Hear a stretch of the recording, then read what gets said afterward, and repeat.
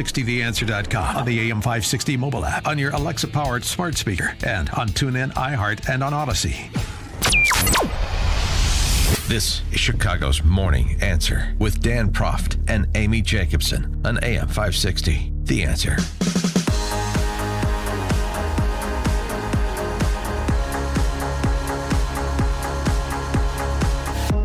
Top of the morning, Dan and Amy, with the Biden administration and Pagliacci, Schumer, and Speaker Pelosi now turning their sights to federalizing elections and making another go in the Senate at blowing up the filibuster.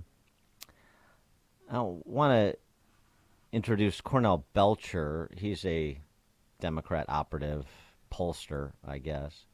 He was on Meet the Press, and he offered a statement that you should be used to hearing, and if not, get used to it over the next 10 months in advance of November, about voting in America. Cornell Belcher is a black gentleman. I got to push back on my friend Sarah about how easy it is to vote in America. It is not that easy to vote in America. If you happen to look like me and you're in Georgia, you're staying in line for 6 or 7 hours to vote. It's not easy to vote in America if you happen to look like me, right? And that's been done intentionally. Republicans have intentionally shut down voting polls for places that cater to minorities and people who actually vote Democratic. And you've seen over 200 laws passed over this last year since the power of young people and black voters turned and flipped states, and Hispanic voters flipped states. For reaction on that and a few other topics we need to tackle, pleased to be joined by our friend John Nolte, senior writer at Breitbart News. John, thanks for joining us again. Appreciate it. My pleasure. Happy New Year, everyone. Happy New Year. So, there wasn't, this will surprise you, there was no follow-up on that statement by Chuck Todd on Meet the Press. So, like, for example, Cornell Belcher, it's difficult for you to vote in America. Tell us your story. It's difficult for black people to vote in America. Why hasn't anybody put together their stories? Why do we just hear from their spokespeople? Tell us the stories about the tribulations and trials that some Americans, because of their race, according to people like Cornell Belcher, are experiencing in attempting to vote. I just don't hear them. My question would have been, as you know, the voting is a local issue. It's all voting is handled precinct by precinct by people in the precinct. If black people are having trouble voting, chances are 99% that those problems come from the local issue, and black people vote for Democrats. That means Democrats are handling those local elections. So why do you think Democrats are trying to make it hard for you to vote? I mean, we do not federalize our elections for exactly the reason that he's talking about. Elections need to be handled locally. Most of the rules are local. They might be state in some cases. And if he's having trouble, he's from Georgia. If black people in Georgia are having trouble voting, it's probably in cities like Atlanta, where Democrats have run everything for decades, including voting. And there's no and there's no federal hurdle to Atlanta setting up polling places wherever they want, as many as they want. Exactly, that's exactly right. There are certain rules as far as voting; those are handled at the state level. Of course, that all changed in 2020 when the secretaries of states in the swing states arbitrarily and unconstitutionally changed the rules to give Democrats an advantage. But the legislatures in the specific states are the ones who are supposed to handle rules like voter ID. But at the local level, in a city like Atlanta, which is predominantly black, which is probably what he's talking about, Democrats, without any opposition from Republicans, handle things like how many precincts there are, how many voting stations there are. So if black people are standing in line, it's because Democrats are ensuring they stand in line. Excuse me. And they're probably doing it for the same reason that the Palestinians keep their people down. So they have a grievance. So they have a grievance to change the laws so that they can cheat in elections. That's exactly right. It's interesting, too, because I know there'll be a lot of Republicans that are afraid to tackle this, and it seems to me it should be tackled straight away, just like we're doing, particularly in comparison to what's happening in these big cities at the local level. For example, Eric Adams, the newly minted mayor of New York City, embracing the notion of 800,000 people in New York City in the country illegally voting in local elections. Yeah, that's crazy. And this is one of the ways that Democrats, they're doing two things. The first is that they're ensuring they never lose an election in New York because illegals can vote. So they can flood the country with their voters, and they don't have to worry about them being citizens. And if I was in New York, a Democrat or Republican, I would be furious at the idea that an illegal alien could cancel out my vote. I'm a citizen, for crying out loud. My wife is a citizen of this country, and she did she's from another country. She came here from Mexico. She worked hard to become a citizen. So the idea that she would have to that her vote would be canceled out by someone who didn't do anything except steal their way into the country is outrageous. The other thing they're trying to do is get these people on the rolls, know who they are, and then just keep nudging so that the state acknowledges that they can vote. And once the state acknowledges they can vote, then they can maybe, can we get them to vote in federal elections? I mean, right now that would require, I think, some national legislation. But you can see where this is all headed. It's trying to get a permanent majority of Democrats through cheating. Is there any pushback at all in New York to stop it? Not in New York City, not that I know of. Republicans are so wiped out in New York now because of the migration patterns that we're seeing, where people are moving based on on the way that they vote, that there's really no opposition in New York from the Republican Party. It's the same thing in California. Democrats can do whatever they want. Over the weekend, we had a Ivy League swim meet, Yale, Penn, and Dartmouth. The featured swimmer for the Penn University swim team was Leah Thomas, a man identifying as a woman. And the featured swimmer for Yale, this Isaac Hennig, is a woman who's transitioning to be a man. Must have been great for the girls to watch. Yeah, it's just heartbreaking to see that. I mean, if this is allowed to go on, in 10 years, women are going to lose every sports record they hold because men are stronger than women as far as biologically, and that's just a fact. And if you're a woman who's transitioning to a man, you're taking all the hormones or testosterone or whatever it is, and that makes you and you're still competing as a woman, for crying out loud. That is a huge benefit to you. So you're going to see these biological men just walk in to these track and field events, to swimming, to anything, baseball, to football or soccer, and they're just going to romp all over these girls, and it's really a travesty. And the whole idea of it is ridiculous. Just imagine you've worked your whole life to compete as a swimmer, and some guy comes in and just steals it from you. And a deranged media and a deranged culture, the dominant culture, applauds that. I can't imagine what these girls are feeling. There was more testosterone in that pool over the weekend than there is in the entire professorate in the Ivy League, though. Hi, thank you. But it's hard. But even the crowd doesn't like it. No one's cheering for these swimmers. Have you noticed that? If anything, they sit on their hands.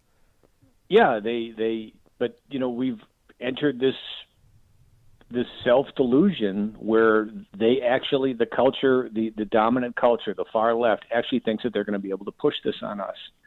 And all they're going to do is hurt women. They're going to hurt. And hopefully, as women get older, they're going to vote against Democrats. They're going to vote against this stuff. I mean, they're really hurting their own base. It's the same thing with these school closures. The left has gotten to a point. Just on the swimming thing, the Ivy League issued a statement endorsing that everything that transpired in that meet. That's all right there within the strictures of Ivy League and NCAA athletic policy. Nothing to see here. Everything's good. And they either believe it or they're terrified to tell the truth, which is that this is cheating. I mean, there's a very good reason why men and women are not just segregated in sports, but Jeopardy is another good example. Now they're claiming a woman has won the title for the most money won by a woman. And it's not a woman, it's a guy in a dress. So why separate Jeopardy? Isn't intelligence intelligence? Yeah, but Jeopardy is also reflexes, and men have faster reflexes than women. You got to hit that button faster. Aggression gives men an advantage in any competition because we're naturally more aggressive than women.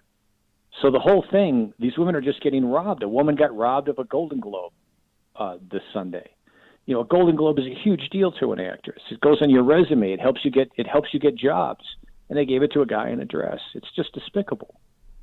With respect to Jeopardy, you also took Fox News to task and how they're reporting on the guy who calls himself Amy Schneider. Fox News reporting on this is really interesting, and I'm glad you did because it's a reminder that Fox News and so many erstwhile conservatives have abdicated from the so-called culture war. I mean, I remember when the likes of Jonah Goldberg were telling us civil unions is not a big deal. They just civil unions, and then they won't touch marriage, and you don't have to worry about marriage. And of course, here we are. And so all of those who were providing the glide path by being appeasers to the identitarian left didn't understand what was happening and what the mind's eye was within that movement, or were complicit, or some combination of the two. And here we go again with this trans iteration of that identitarian politics. Yeah, it is always the camel nose in the tent. That's what it always is. It's always the tip of the wedge. So you give up on gay marriage, and I wrote about this and Jonah Goldberg actually criticized me. He attacked me for this because I was writing about the fact that if we allow gay marriage, they're going to come after the church. Now, I never in a million years did I dream that if we allowed gay marriage, drag queens would be giving story times, reading storybooks at libraries. But I knew the next goal was to take down the church. If the church either performs gay marriages or rents out their facilities to gay marriages, or they lose their tax incentives, and all that is coming. It's always just the beginning. And when you see that, but it does seem to me that society, who said, okay, gays can get married. I'm not one of them. I don't think that's appropriate. But society, if you look at it, most people are fine with gay marriage. It does seem this trans stuff is going to be the line in the sand. It's going to be a loser.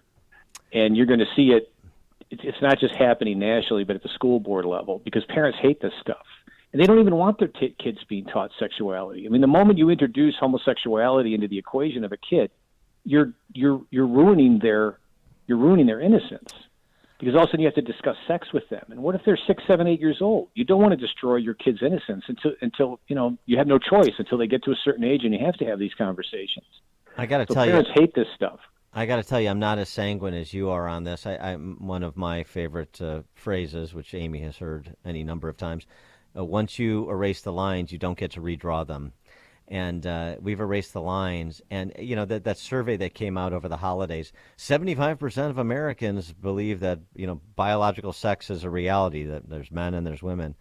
The fact that 1 in 4 Americans doesn't, where do you think that number was 10 years ago? 99%? It seems to me that the trend lines are all against sanity in this space, as they have been in others. Well, and that's why what you're going to see, because people are understanding that the only solution to this is to physically move to areas that reflect their values. And that's why you're seeing this migration. All these people leaving California and New York, these are Republicans. These are conservatives. And they're going, I'm going to go live in Texas where people aren't crazy. I'm going to go live in Florida where people aren't crazy. And they're going to take over the school boards, and we're all going to have our little pockets of sanity while these dystopian left-wing states and cities just fall into chaos. And maybe once things get bad, as we saw in Virginia and almost saw in New Jersey, enough Democrats will go, wait a minute, I don't want to live like this. This is nuts. Look at what they're doing to my school. Look at all the crime. And maybe we'll see some more upsets like we did in Virginia. I think 2022, just to give you some hope, I think we're going to see a reckoning at the voter booth unlike anything we've seen in 25 years. Yeah, I think there's a political I think there's a political awakening coming. People really see what the left is about and that their policies are massive failures. But of all those 600,000 people, excuse me, from New York and California who moved, to lower tax states, I don't think they're all conservatives. And that scares me because look what happened to Arizona. I mean, a ton of Californians were sick of high taxes. They moved to Arizona where they're freer and they're lower taxes, and then they flipped that state. And I'm worried that that's going to happen in other places like Utah, possibly Texas and Florida. I think this is different. I agree with you. And the same thing happened to Colorado. They flipped Colorado into a Democrat state. But don't forget that Missouri used to be a swing state. Now it's a Republican state. Ohio. West Virginia used to be a swing state. Now it's a Republican. See, the media doesn't talk about that. They always talk about these other states that they're winning. But at the same time, we're flipping states too. Because I remember we used to be on the edge of our seat for Louisiana, for crying out loud, 20 years ago? Yeah. So Virginia, who knows what's happening in Virginia? I think Florida is now a safely red state. Yeah. It's a huge grab. They've been trying to flip Texas for 20 years, and it's still almost double digits Republican. I think this migration is different. And I think that the stuff that the Democrats are doing is so outrageous. This trans madness, the school closings, and the crime. The crime. Remember, the crime in the 70s put Republicans as majority power for 20 years. We had 3 Republican presidents in a row. We had 5 of 6 Republican presidents, and that was all based on crime. So all this stuff is happening again. So I have great faith in the American people, and I think things are going to change dramatically starting in 2022. And I think they already did last year in Virginia and New Jersey, where we saw massive swings because people are just sick of it. Yeah, I mean, Florida, for the first time in recent memory, has more Republican registrations than Democrats, so it's actually getting redder, to your point. And we can be down 200,000, 300,000 and still win that state. That's how big it is to be tight. Right. Something about Fox News, too, because, again, taking them to task for folding in with the D.C. press corps on this LGBTQ stuff. I also remember, how easy it is, whether it's overt or whether it's just the sort of inertia, the peer pressure. Merrick Garland was the moderate. He was the moderate that Obama nominated in order to get a Supreme Court justice appointed because he knew he couldn't appoint a wild-eyed liberal. That was the White House's talking point. That was the White House's positioning of Merrick Garland. Merrick Garland is no moderate. You would have known that if you read his opinions. You obviously know that now, seeing his performance as the Attorney General. But Fox News religiously reported the White House line on Merrick Garland. He's a moderate. He's trying to do this. No, he's not. They made him a moderate because they knew they had to present him as a moderate for positioning and for argument's sake. But he was never a moderate. He was a Trojan horse, and they were trying to get a Trojan horse inside the gates, and Fox News fell for that too. Yeah, and Fox News does that a lot, and it's just a shame.